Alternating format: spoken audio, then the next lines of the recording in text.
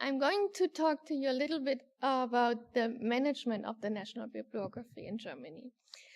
I'll start with a definition and how we tried to redefine the national bibliography and what kind of strategic objectives we derived from this definition. I'll give you a very short overview of the bibliographic services we offer, and the major part will be how we reorganize the user services to meet the new needs and the new situation. Well, for a long time, a national bibliography was defined as a complete list of publications from a geographically restricted area. Well, in our situation nowadays, it's not so easy anymore. The two expressions as geographically restricted and publications are getting more and more blurred. For example, scientific papers are being published by different authors from different organizations, and even these organizations have different branches in different countries. So it's really hard to say from which region this is a publication. If you look at digital resources, and especially at web pages, it's almost impossible to say where it starts and where it ends. You may consider small pictures or a video clip in this web page as an own publication, or the whole site, but the whole site changes all the time, so there's never a beginning and an end of a publication. Since 2006, we also started collecting all online material as far as we could. We also still collect all print publications, some archival material. We started making snapshots of web pages. We have sheet music, we have digital sheet music, we have music records, and we also have music downloads. Some of these publications may be a publication on their own and at the same time part of a bigger publication. The best of your daily life is music. Nowadays you can buy one track or have a compilation of different tracks. Right now we get about 30,000 new records, metadata records a month. In order to get this organized, and in the bibliography, we use a lot of authority data. And also we add links to the authority data and information from other sources to the authority data, for example, from Wikipedia or WireF.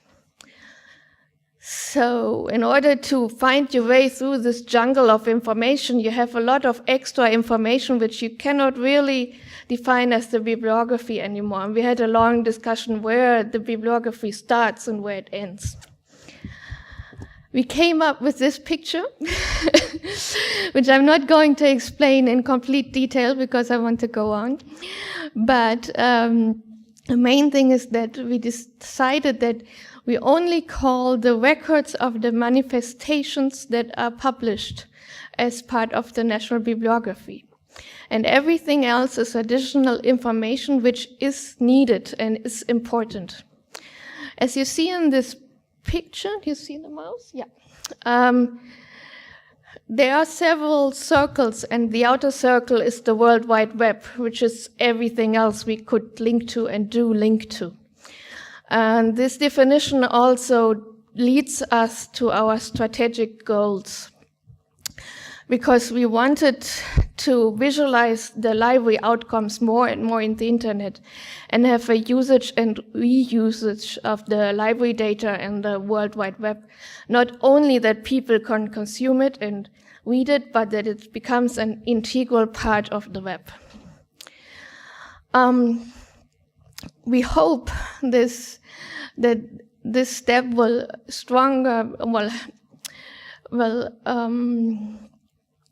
visualize our outcome more and strengthen the library position. Well, when you want the data to be reused in the internet, it is important that you have a clear license statement that people know what they can do with this data. And actually, if you really want them to have it reused, it should be free. It should be under a Creative Commons Zero license. Well, we understood this quite some time ago, but we make a lot of income from this data. So we have this strategic goal and we need the money at the other time. What we decided was that beginning of July this year, that we will publish all the data that is older than 2 years in all kind of exchange formats for free. And people can download it, change it, upload it, and even sell it if they want to. And we only sell the recent years, the new releases, and this only in the elaborated Mark 21 format. Everything else, for example, very simplified Dublin Core format or the linked data format, is completely free, also the newer years. I have something red in the green in here, which says it's not completely free. We offer services that we make selections of the complete data pool. As I told you, it's quite a big pool, and you can send us, for example, ISBNs, and we retrieve them from the whole database. And if we have to put manual labor in it, we want you to pay our labor, but you don't have to pay the records anymore. So, I don't know whether you have tried to explain library cataloging rules to people outside of the library community, or try to explain them the Mark 21 format to a bookseller. We tried, and they don't really understand it, and they don't need it this detailed, and we cannot really expect them to use these complicated formats. So one step was that we offer formats that are simpler. At the same time, I told you before that it's not so much regional anymore. We get more and more records that are in languages that are not German, not English, and they're not even in Latin characters, but, for example, in Cyrillic or Chinese characters.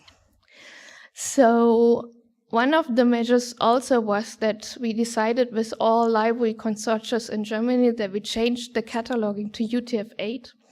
So we have original cataloging. We also still catalog the title in readable Latin letters, but we have it in original cataloging as well. As I said before, we offer more exchange formats that are simpler. Next to linked data XML, we offer Onyx, which is a standard format of the book trade community. And we just started to offer a very simple comma-separate value format, which many small booksellers or antiquarian bookshops ask us to offer this. We have several ways that we can spread the data. Two are the very easy to use APIs as SIU and OII. And we also found that some still want to use Mark 21 after they understood it.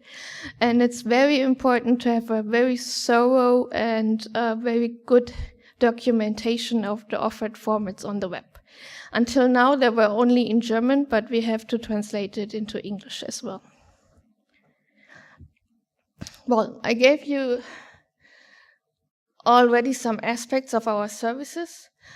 This is how they are combined together. The basis of everything is the databases, where we offer dumps of the data. We offer current update dumps of the bibliographic data. And this is actually what we still sell and what we make the most money with. That's why it's in block letters. But we also offer APIs and self-service. The self-service is based on the catalog, and you can make your own searches and download the search results in different formats. And they are either for free, if the simple formats, or older records, or you have to pay a little bit of money. Well, I think most of you know the reference service as the normal online catalog. We have the complete national bibliography and every associated data in the catalog, which is used more and more not only by people that use the reading room, but also by publishers who want to keep track of what they published in the past. We still sell a lot of printed title cards, surprisingly, in ISBD format. And we offer the National Bibliography as a weekly magazine in PDF format. And if people want it, they can buy it as a print-on-demand publication. So we print it out and bind it and send it to them. That's the situation what we offer.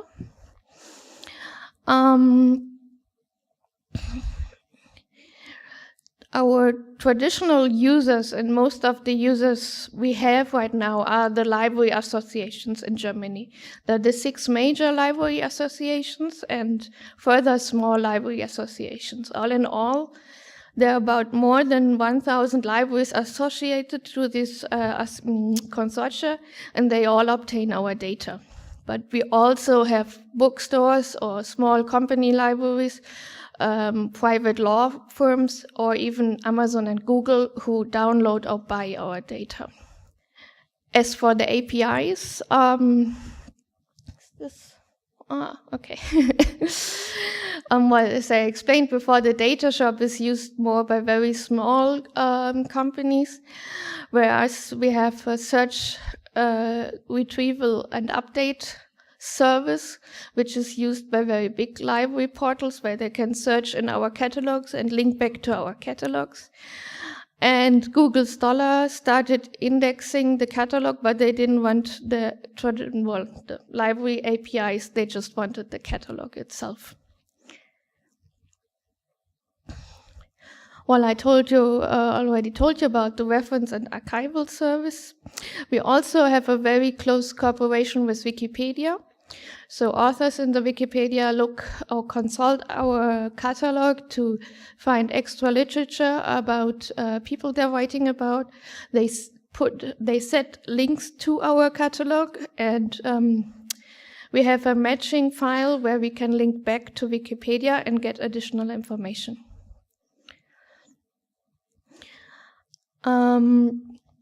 We noticed a very big difference between the traditional users and the new users. The traditional users, especially to the library associations, we are the only or the major supplier of our data. If we change something, if we stop a certain exchange format or we change cataloging rules, all the German library associations have to change it because they don't have any other way to get the data. So we can do these changes only cooperatively and work together. It's very different if we offer the data to Amazon or Google, for example. We cannot really work with them together. We only supply a very small part of the complete data. And we basically have to adapt to the rules they make us, so they take our data. In this change, we noticed that we have very new needs for the customer support, that the customer support itself changed a lot. Our support agents, which are actually trained librarians or administration-trained and certified people, have to be capable to deal with very different knowledge, technical knowledge, and library knowledge. They are the customers that don't know anything about library cataloging, library rules, but are very keen in APIs and technical integration of different services, where the others are very keen in the cataloging. They ask, why do you change this category and why there is not a certain number in this field, but they are not really experienced in using technical interfaces. So we found that we have to offer a deeper and wider, not wilder support to the customers. And the customer agents simultaneously have to cover all services we offer, all formats, and all APIs. So we set up a really big knowledge training system. The customer service used to be set up by the different services. It was really easy for librarians because they knew our services and they knew the person they had to contact. But if you're from outside the library world, you just know that you want some bibliographic data and you don't know whether you have to contact an OII specialist or a data shop person or SRU or whatever. So that's why we changed it and opened one single point of contact for email and telephone. And all user agents have to have the certain knowledge of all the aspects. At the same time, of course, we still need experts. So all the user agents are experts in some part of the topics. We defined the categories format and cataloging, which is more librarian-like. We defined sales and after sales, which is not really only selling, but also if they're ordered special accesses. And we have the technical API experts. We defined different new knowledges that are needed that were already existing in some of the people, but not in all.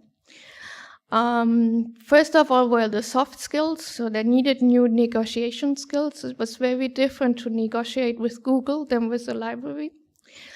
They needed deeper customer communication skills. The phone support was very different.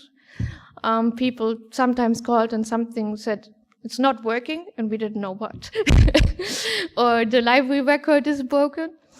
They have to be more flexible. More and more, but this is probably true for every one of us, they have to be able to work under pressure.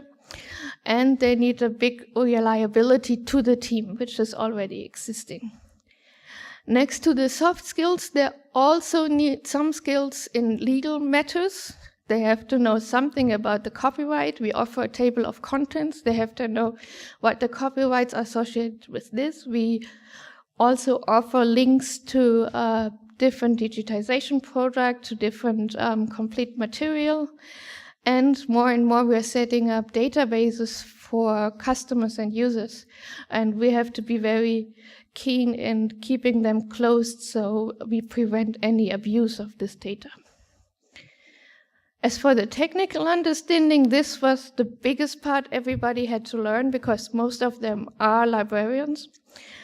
And they had to get working themselves into very deep technical understanding as, for example, OI interfaces, web pages, HTML. They had to understand what the concept of the semantic web meant.